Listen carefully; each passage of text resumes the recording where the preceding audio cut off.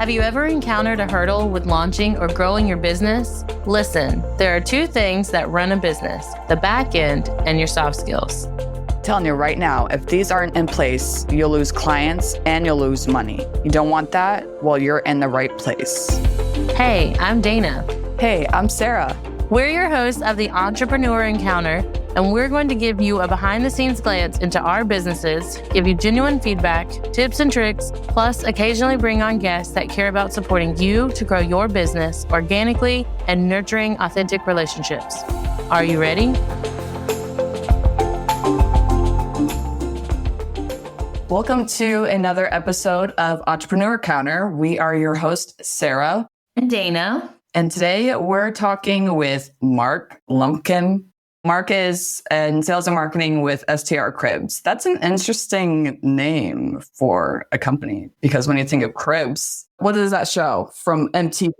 MTV Cribs. We actually took their branding. And so MTV Cribs, we are STR Cribs, and that's short-term rental cribs. So our goal is to pimp out your house and make your short-term rental look like what they would do in MTV Cribs. That is awesome. I feel like you're a blend of the MTV Cribs and then the Pimp My Ride. That was out for a while. That's the vibe I'm getting. Yeah. That's good because that's the vibe we're trying to put out. So That's too funny. I love it. Well, welcome to the show, Mark. We're excited to have you here. Can you dive into more about you and all the cool things? Yeah, definitely. Thank you for having me on. I'm excited to chat with you. So just to kind of recap on what you said, we focus on designing, renovating, and creating really amazing short-term rentals. I am a Florida boy. I'm an avid traveler. Me and my wife have been to about 40 countries. We've been all across the US. This year alone, we've been to like 9 or 10 states. It's a whirlwind. We do a lot of traveling for work. And then we also personally like to travel. And I think that's why I fell in love with the Airbnb short-term rental industry, because that's really our preferred method of traveling. We're not big hotelers. We've tried everything under the sun, from couch surfing to pad splits to sleeping in a tent on the side of the road. And so we really started to fall in love with the short-term rental, being able to have your own house, your own kitchen, your own laundry room. And because of that, we invested in short-term rentals ourselves and then ended up doing this every single day for work. So it's been fun. We first connected, you were already traveling or currently traveling up the East Coast. I don't remember where you were headed, but I know you were currently traveling. And I was like, I was on vacation myself, getting together. Owning your own Airbnbs, that's a business in itself. It has to come with its own set of soft skills. But how does that translate into being in the sales and marketing team of STR? What kind of team building, leadership, expertise are you rolling with right now? I would say that they're similar in the skill set that you need and like your focus. My wife operates our short-term rentals from a guest communication standpoint and check-in, check-out, managing cleaners. And she's literally on her way right now to a house to roll the trash cans down to the street because you don't live at the house and it's trash day. And so it's like there's always something that needs to be done. So that keeps her busy. For me, though, I think it's about having the right people in the right places. And a lot of connection building and leadership skills are really important because if we didn't have a great cleaning crew and a great handyman and a great marketing team, our properties would be less successful. And that translates to me perfectly to what we do at Cribs, which is we have to have great people and a great team in order to grow and accomplish the goals that we want. And you can have all the systems and processes in place. You can have all the software and all the tools and all the spreadsheets. But if you don't have good people that are reliable, they're personal, their clients like them, they have some type of ownership, even if it's just a feeling, like they feel like they own part of the company and they want to see it be successful, I think any business will struggle. I think that's the whole episode right there. Is you can have the best operating systems, but if the team isn't following it or believing in it, it doesn't matter. It's not going to work. So I want to unpack that part because you said finding the right people. What are your green flags, I guess? Like, what are the things that you look for since you've been in this industry for so long? Like, what are the qualities that you're like, that works? Well, it's hard to find good people and you don't necessarily know until they start. You can drag people through the ringer and make them do 10 interviews and da-da-da-da. And then within an hour of them starting the job, you're like, oh, I made a bad hire and this isn't actually going to work out. And so I think that if you have that in the back of your mind, that it doesn't really matter what you do in the interview process. Let's be honest. When no one's a perfect interviewer, we all hire people that aren't great fits and they don't really know what they're getting. It's like dating. Like until you actually go on the date, you don't really know what you got in front of you. So I would say like go with your gut, to me always seems to be what has helped me make the best hires before. And then know that you're not going to hire perfectly. And so you just got to give someone a chance and set it along those premises. Hey guys, we have a 30-day trial period. We're going to give you 30 days and find out if this is going to work for you and if it's going to work for us. Because there's a lot of times we hire good people and they start and a few weeks in, they're like, hey, I don't love this. This is not my favorite thing in the world and I don't want to do this anymore. And we would rather know that at the beginning than 2 years down the road, hey, you're only giving us 80% because you don't really like this job. So I like that probation period when you hire someone. As far as what qualities we look for, because we're in hospitality, we look for those type of qualities. Do you answer the phone? Do you respond quickly to emails? If I asked you if you're available for an interview tomorrow, did you get back to me in 20 minutes or did I not hear from you until tomorrow, 10 minutes before the interview? So really communication, I think, is super key. Flexibility is key because that's the world we're in. Like set schedules just don't work. We try our best, but there's always something that pops up that's a fire that needs to be handled. So are people quick? Are they available? And to me, those are really the most important things. When you say quick and available, I believe that comes with, depending on the industry, because you're dealing with the people, essentially. So obviously, like if something happens and you're off, so let's say that the toilet breaks, can you come and fix this? I would say that for your industry, that would be a good quality. I mean, some people are just like, well, it's my day off. Like, why am I going to come into work? You know, a lot of people don't want to do that because it's their day off, so to speak. But I believe that that's within a certain industry. If they say like, well, it's my day off, like I'm not going to come in. So that would be like, okay, well, we'll find someone else to do your job. You definitely want to respect your employees' boundaries and you want them to have personal lives. You don't want them to be a slave to the company because that's just not good for anybody. You want them to very much have their own personal times and personal lives. But I think it's more along the lines of, are you willing to give that extra percent? And if you get an important email on a Saturday afternoon and you're sitting there watching Netflix, answer the email or take care of the client. There's certain times where you have to put the business first, and that's just hospitality. One of our guests messaged us at 3 a.m. and call us that a toilet broke and there's water leaking everywhere. That's an emergency. We need to handle it right away. We can't wait until Monday at 8 a.m. to our business hours to handle that emergency. And a lot of times that line is not black and white. It's blurred. And some people are like, oh, I could never ask my employees to answer a call at 3 a.m. Well, then hospitality is not for you. It is 100% not for you. I used to work in retail and I lived down the street from the place that I used to work. You know, if somebody's like, I can't come in, well, you know who's the first to go in? Me, because I live that close. I was the assistant manager in the store. So I'll take the initiative and go because I live 5 minutes down the road from the store. I'll go open the store, wait for the next person to come in. But there's some people just like, no, I'm not doing that. But then when it comes to hospitality, like you need to put that extra oomph in your job, you know? Definitely. And your guests can feel that. And that's what leads to good hospitality. There's a great book called Unreasonable Hospitality. And I would encourage anyone that's getting into this space or has a business or wants to be an employee to read that book because it's a great benchmark for what you need to do in order to be successful. I love a book, so I've wrote that down. Going with the idea of an emergency happens, or we all have a background in hospitality. I work in hotels all through college. I've met a lot of different people from many different backgrounds. What has been your approach to handling difficult conversations, whether it's with team members or partners in the business or even guests that you're designing for?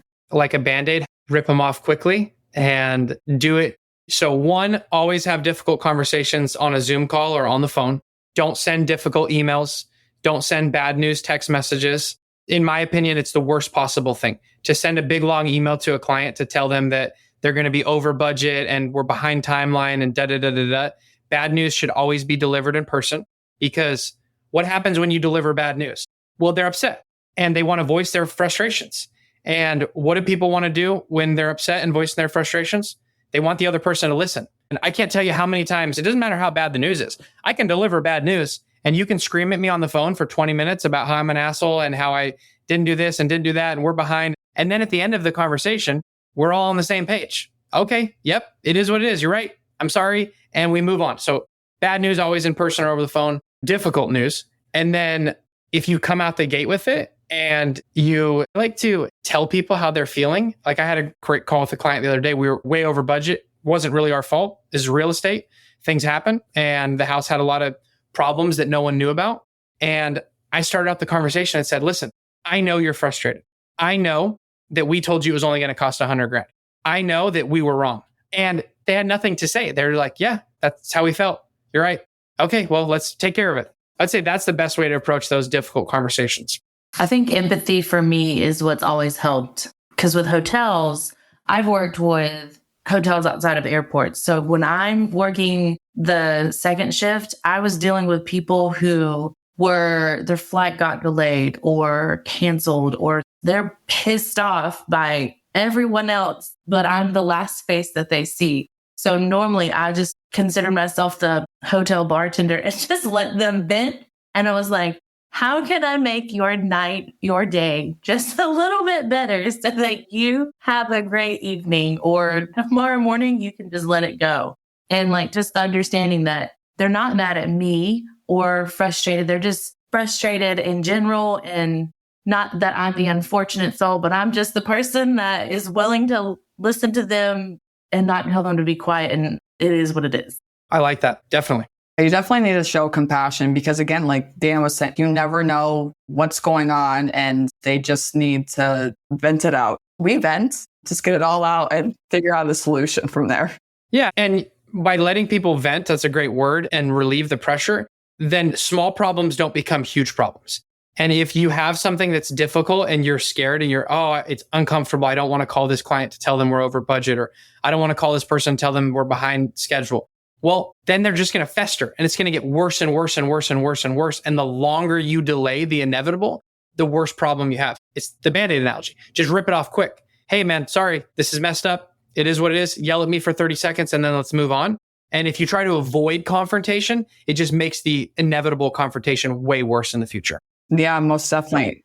I am that person, and my husband, bless his heart, he will let something fester. He's like, I'll just compartmentalize it and let it go. And like, no, we cannot do that. I need you to let it out, talk about it. If you need to take 5 minutes to breathe, but we can't just not handle whatever the thing is, because you're going to blow up and explode. And he is this big, burly, bearded man. And I'm like, you can't explode. You're going to tear a house down or something. So it's uncomfortable, but it's fun. It's gotten better. And I think he's just not used to having someone like that. And I feel like in hospitality, so many customers, honestly, even employees, are not used to having someone that cares enough to let them vent, take ownership of something, and then find a solution all in the same breath.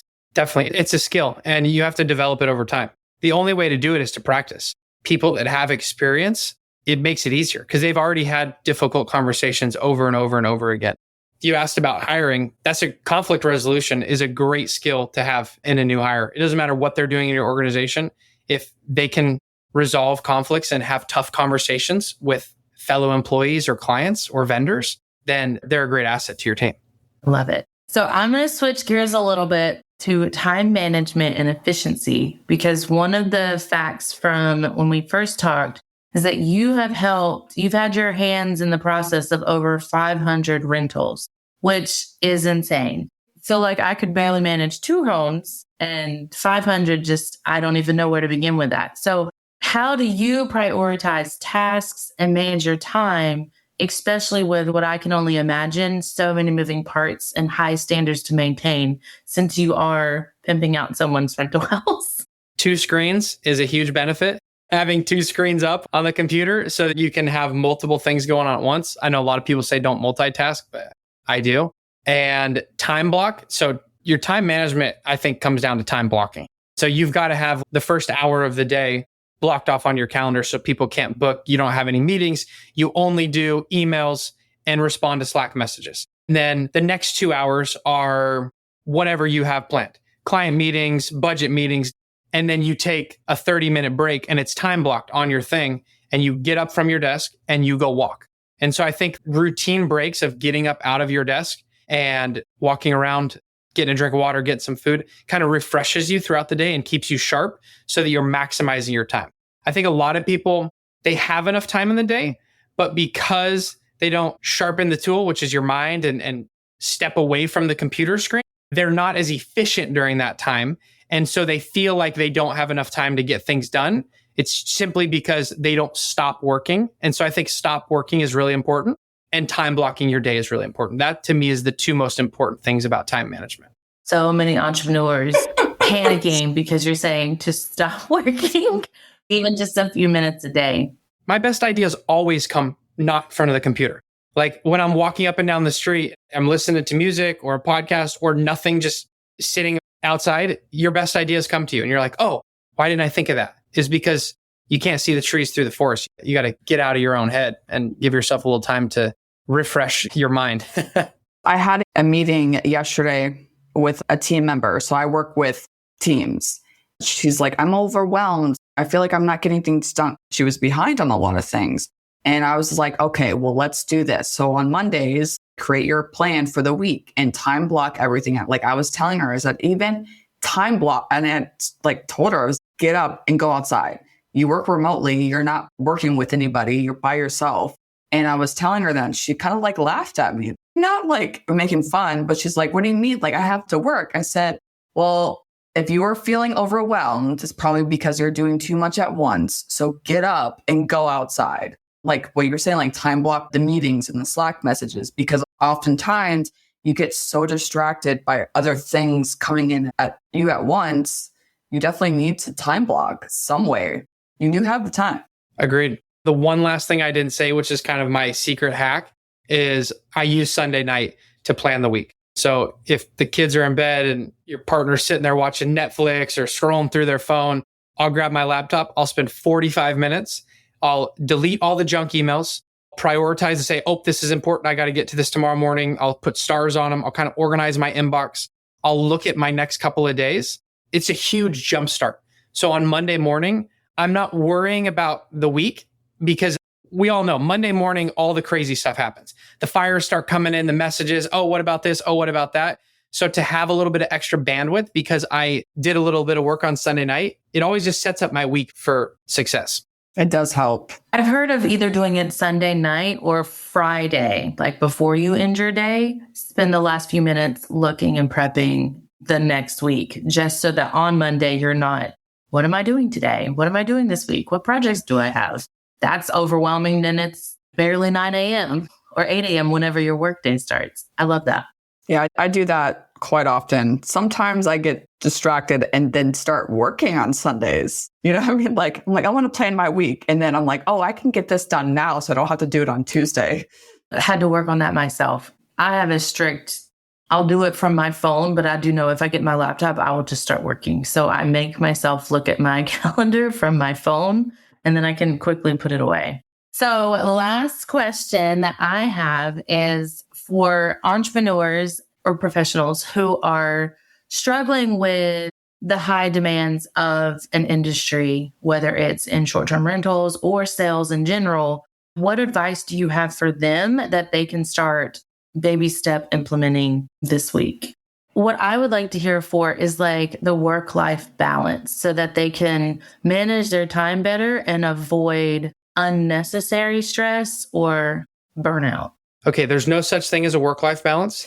That may be controversial. What I would say is do something that you actually enjoy so that you don't need work-life balance. And I know it sounds cliche and people are like, no, it's work. It's like, okay, well, what do you love to do? And what is something that gets you excited and that you have fun doing? Then that's what you should be doing. Because if you hate what you're doing, it doesn't matter what kind of schedule you work and how much time you're off. And if you have the perfect work-life balance, you're going to burn out because you just don't like to do that thing. So I would focus on things you like to do at the start, because that's going to set you up for success. And then I would get rid of the notion that you're going to have a work-life balance. I kind of am working all day long. Like if I'm in the kitchen and I'm cooking dinner with my kids, my phone rings and it's a client. Well, I got my headphones in. Boom, I'm going to answer the call. Hey, John, I'm making spaghetti with the kids. They're going to be screaming in the background. What's going on? How can I help? And I'll take that call at 6:30 at night. And that's why our team is so successful, because our competitors and the other teams around the country, they won't take that call, and I will. And if it's 2:30 in the afternoon and I got a time blocked hour and my daughter's like, I want to go ride my bike, I'm like, cool, let's go ride your bike. It'll give me some time to get some fresh air, get some sunshine, clear my mind. So that might be quote unquote working time, but I'm in the front yard riding my bike with my kid and it's okay. And the dinner time might be quote unquote family personal time, and I'm taking a work call. And so I'd say, like, I don't think you can balance the two. I think you kind of have to do them both at the same time. And that's how you're successful in both. And that's just my opinion. People probably might think I'm crazy, but that's how it works for me. Well, and it's like exactly like what you said, like get into something that you actually enjoy. I mean, as entrepreneurs, we are not doing this because we have to. It's because we want to do it. So whatever career that you choose to go into, like do something that you love. I remember when I was in college and I went and got a job at a nonprofit as a case manager. I'm like, I know I'm not making lots of money right now, but I love this. At that time, I'm like, this is my dream career. I loved it, all the things. And obviously people, oh, I don't make enough money in this. Well, do you actually enjoy what you're doing? That to me is better in a way. Yes, find the thing that you like to do. The cool thing too about being an entrepreneur is that you can still make a lot of money. You can do what you like to do and still make a lot of money. And so that's what I think is so cool about it. Yeah, most definitely. Now I want to see what it's like to have an Airbnb. I've never been to one before. It's so funny. I've never rented one. When we got married, I was like, let's get one. My husband goes, I don't want to rent a place that people live in. I'm like, you don't really have to rent a place that people live in. I think that's where people look at it, as a way that you own a house and you rent it out to people. Yeah, that's the industry's really changed, to be honest with you. And that is what it used to be. I remember when I first started renting houses, it was someone's house and like their stuff was there. The pictures of their family were there. And you're like, oh, the fridge has food in it from them. And it's like, they're out of town for 2 weeks. So they put the house up available for rent. That's what the industry used to be. The industry has very much transitioned to 100 full-time hospitality grade properties. And so it's no different to me than renting a hotel. This house is a full-time property that is rented out year round. Yeah, rental property. And so it's set up accordingly. And quite frankly, that's what we do at STR Cribs, is we make sure that it doesn't feel like you're going into somebody's house. It feels like I'm going to a resort and the whole house is completely mine. It's got all the stuff I need as a guest. And so that's how it's changed over the last few years. I noticed with me when we travel, because we Airbnb it up, because I want space. That's my big thing. Between my husband and I, if we travel with all children, there's 5 children, we are not cramming into one hotel room or one hotel suite. Like, we have to have space. And the price comparison of having to get like the bigger hotel room that doesn't have a whole lot of amenities, you can cook and you don't have to eat out all the time, is about the same. It's not sometimes cheaper to get the Airbnb depending on when you go. And you get the luxury of being able to cook food at home. You have the space. If you get one of these pimped out cribs, you have all those fans. And I like it a lot better for us. So for those that are tuning in and are interested in either owning an Airbnb or just want to learn more about your company, like, how can they get in touch? I'll have you guys happily have you share my email. I respond pretty quickly to any emails, inquiries. If you want to follow me on LinkedIn, I'm pretty active on LinkedIn. That's like my main social media network. Yeah, I think that's probably the best way for them to connect with me. We'll put that email address in our show notes so everybody can blow up your inbox. Yeah, definitely have them too. And I'm happy to talk with anybody about anything. I'm happy to, if you have any questions about your business or the construction space or really anything. That's awesome. Thank you for being on our show today. Yeah, thank you both for having me on. It was fun. And as always, all of the information is going to be in our show notes. Until next time. Bye. Bye. Thanks for tuning in to another episode. Remember, soft skills aren't just some fluffy buzzwords that get thrown around in the corporate world. They're the key to unlocking your full potential as a professional and a human being. Don't be afraid to invest in yourself and seek out opportunities to improve your soft skills. Sarah and I have a variety of workshops, online courses, and complimentary clarity calls for you to practice in real time with us. Links are always in the show notes. And be sure to join us next time for more insights, tips, and tricks to help you succeed in your entrepreneur encounter.